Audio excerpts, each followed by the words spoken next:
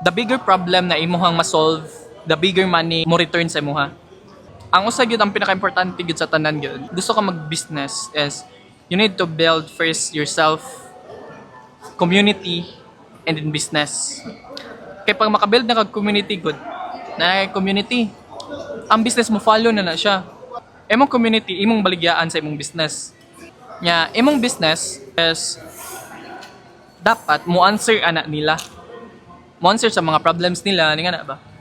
Kay di mo na mo palit gyud ang tao because of you, ikaw lang, ni nga na. Mo palit ang tao sa imo it's because maka-answer sila sa ilang problem. And the bigger problem na imuhang ma-solve, the bigger money nga mo return sa imuha. Di nga na gyud na siya.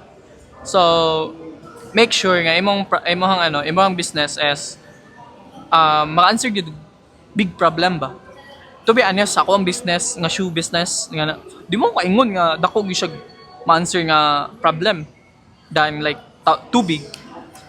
Di ba? Ang too big is like simple ka siya nga business. Mura siya something wala lang.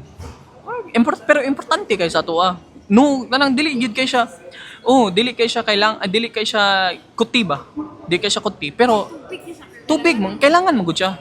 So that's why because ma-answer ang problem sa tao, ang tao mo palit yun na siya.